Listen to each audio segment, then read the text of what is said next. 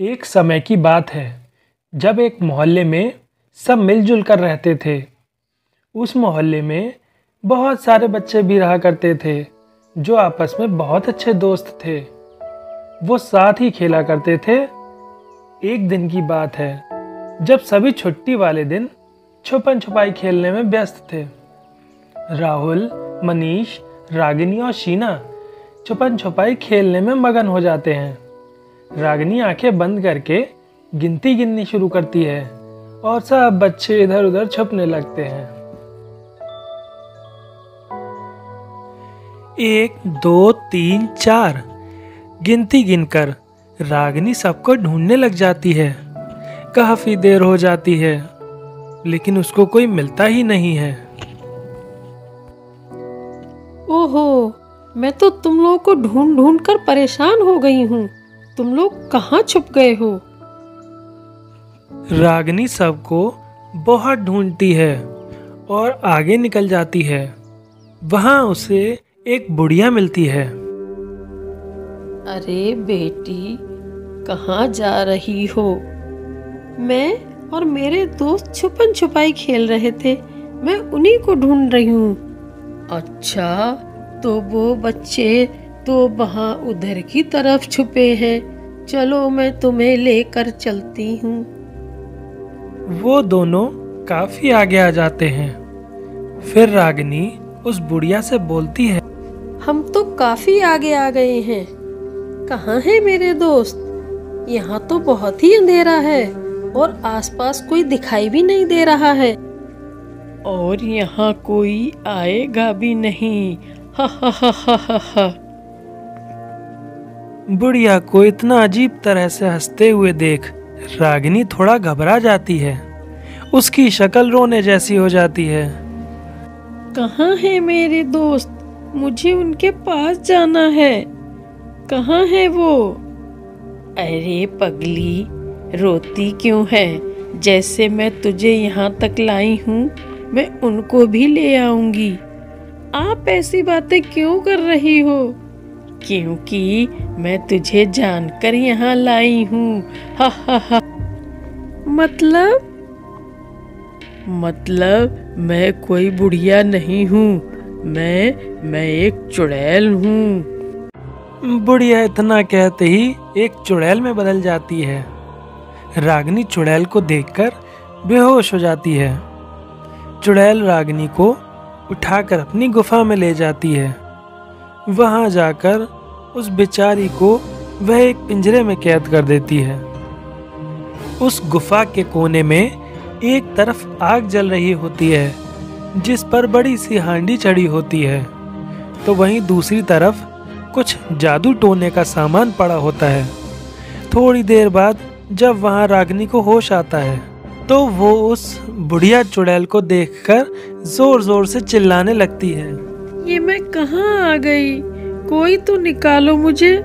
माँ, बाबूजी, कोई तो आओ मुझे बचाने। तुझे कोई भी नहीं बचा पाएगा। कितना भी कोई ढूंढ ले पर यहाँ तक कोई नहीं पहुँच पाएगा। प्लीज प्लीज मुझे जाने दो। तुमने मुझे यहाँ क्यों बंद किया है? ये तो बहुत अच्छा सवाल है।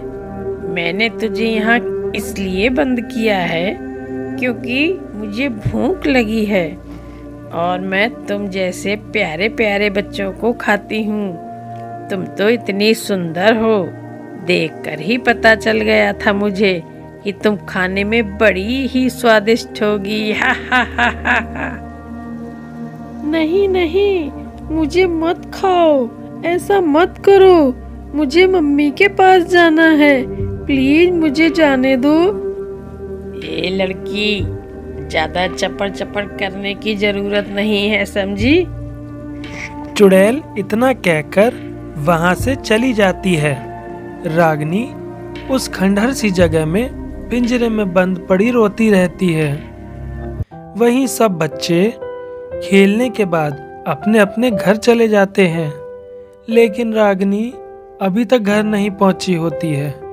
उसके माता पिता उसका काफी देर से इंतजार कर रहे होते हैं। हे भगवान, अब तो बहुत देर हो गई और नीचे कोई बच्चा भी नहीं दिख रहा है। रागिनी की माँ उसे राहुल, मनीष और शीना सबके घर जाकर ढूंढ लेती है, पर रागिनी किसी के घर नहीं होती है। हे भगवान, कहाँ चली गई मेरी बच्ची? उसे कहाँ ढूंढूं मैं? ना जाने किस हाल में होगी मेरी बच्ची। हे भगवान, उसकी रक्षा करना। रागिनी के माँ बाप उसे पूरे मोहल्ले में ढूंढने लगते हैं, पर रागिनी का तो कुछ पता ही नहीं चलता। पूरा मोहल्ला रागिनी को ढूंढने में लग जाता है। वहीं राहुल, मनीष और शीना उसके लिए बड़े परेशान हो जाते हैं कि आखिर उनकी दोस्त गई तो गई कहाँ। बेचारी रागिनी पता नहीं कहाँ और किस हाल में होगी। हमें भी उसे ढूंढने की कोशिश करनी चाहिए। अरे पर हम तो अभी बच्चे हैं, हम क्या कर सकते हैं? हाँ, ये बात भी है। अच्छा सुनो, मुझे भूख लग रही है, मैं घर जा रही हूँ। शीना घर जा रही होती है कि तभी उसकी नज़र दूर खड़ी एक बुढ़िया पर पड़ती है। उसकी शक्ल अंधेरे में ठीक से दिखाई नहीं दे रही होती है, लेकिन वो शीना को इशारे से अपनी तरफ बुला रही होती है। जी, क्या आप मुझे बुला रही थी? हाँ बेटी, तुम बहुत ही प्यारी हो। मेरा भी एक छोटा सा पोता है, लेकिन मेरा बेटा और बहू उससे मुझे मिलने नहीं देते। तुम एक बार मेरे साथ चलकर उसे बाहर बुला देना, मैं अपने पोते से मिल लूंगी। ठीक है, मैं आपकी मदद कर दूंगी। शीना उस बुढ़िया की बातों में आ जाती है और उसके साथ चल देती है। काफी देर हो जाती है तो शीना उस बुढ़िया से पूछने लगती है, अरे अभी तक आपका घर नहीं आया? मैं इतनी दूर चली आई हूँ। अरे वो देखो, बस सामने आ ही गया मेरा घर। क्या वो खंडहर? उसमें रहता है क्या आपका पोता?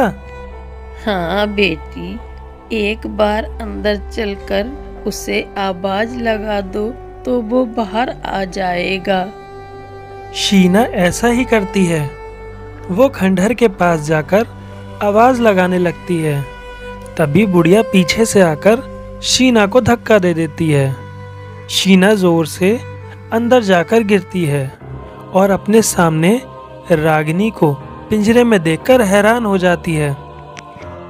अरे रागिनी, तुम यहाँ क्या कर रही हो? शीना फिर उस बुढ़िया की तरफ देखती है तो वो एक चुड़ैल बन जाती है। चुड़ैल, बचाओ मुझे। तुम यहाँ से भाग जाओ शीना, वरना ये चुड़ैल तुम्हें भी यहाँ कैद कर लेगी।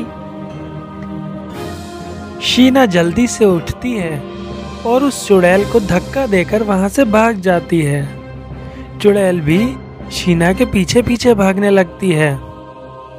अंधेरा होने के कारण आसपास कुछ भी नहीं दिख रहा होता है और शीना भागते भागते एक गड्ढे में जा गिरती है और कीचड़ से पूरी लथपथ हो जाती है। तभी वो चुड़ैल शीना का पीछा करते हुए इधर उधर देखने लग जाती है। कहाँ गई ये लड़की? अभी तो यहीं से भागती हुई आई थी। चुड़ैल बुढ़िया शीना को ढूंढने के लिए आगे निकल जाती है। उधर शीना भी गड्ढे से बाहर निकलकर छुपते छुपाते अपने मोहल्ले पहुंच जाती है। उसके दोस्त अभी भी वहां बैठे हुए होते हैं। शीना हाँफते हुए उनके पास पहुंच जाती है और आवाज़ लगाती है, अरे मनीष, राहुल, अरे वो तो कीचड़ में सनी शीना है। हे भगवान, इसे क्या हो गया? वो दोनों जल्दी से भागते हुए शीना के पास जाते हैं। शीना उन दोनों को सारी बात बताती है कि कैसे उस चुड़ैल बुढ़िया ने रागिनी को कैद कर रखा है और उसे भी धोखे से वहां ले गई थी। हमें रागिनी को बचाना होगा। तो क्या हमें घर पर जाकर सब बता देना चाहिए? अरे नहीं, उन्हें इस वक्त कुछ भी नहीं बताना चाहिए। अगर उन्हें बता दिया तो वे सब अभी वहां चले जाएंगे और इस समय वो चुड़ैल वैसे ही सतर्क हो गई है। हम ये काम बड़ी सावधानी से करेंगे। एक काम करते हैं, कल हम हमेशा की तरह यहाँ खेलने आएंगे। वो चुड़ैल बुढ़िया के भेष में यहाँ जरूर आएगी। बस उसे पागल बनाकर हमें रागिनी को वहाँ से बचाना है। अगले दिन सब बच्चे खेलने में लग जाते हैं, पर सभी का ध्यान उस बुढ़िया के इंतजार में लगा होता है। तभी शीना इशारा करती है, अरे सुनो दोस्तों, वो रही बुढ़िया। अरे राहुल, वो देखो, वो रही वो बुढ़िया। तुम यहीं रुको, मैं और मनीष उस खंडर में जाकर शीना को छुड़ा लाते हैं। मनीष और शीना जल्दी से भागकर उस खंडर में पहुंच जाते हैं और रागिनी को बुढ़िया चुड़ैल की कैद से छुड़वा लेते हैं। तभी उन्हें चुड़ैल के आने की आहट सुनाई दे जाती है। अरे ये लड़की कहाँ चली गई? कहाँ चली गई ये लड़की? तीनों बच्चे चुड़ैल के पीछे से जाकर उसको जलती हुई तेल की हांडी में धक्का दे देते हैं। बुढ़िया चुड़ैल उसके अंदर गिरकर मर जाती है और इस तरह बुढ़िया चुड़ैल मर जाती है और सभी बच्चे अपने अपने घर वापस आ जाते हैं और खुशी खुशी अपना जीवन बिताने लगते हैं। तो दोस्तों, अगर आपको ये कहानी पसंद आई हो तो प्लीज़ चैनल को सब्सक्राइब करें। तो दोस्तों, अगर आपको मेरी ये वीडियो पसंद आई हो तो प्लीज़ इस वीडियो पे एक लाइक ज़रूर करें और चैनल को सब्सक्राइब करना ना भूलें। साथ ही वीडियो को ज़्यादा से ज़्यादा लोगों तक शेयर करें। Thank you.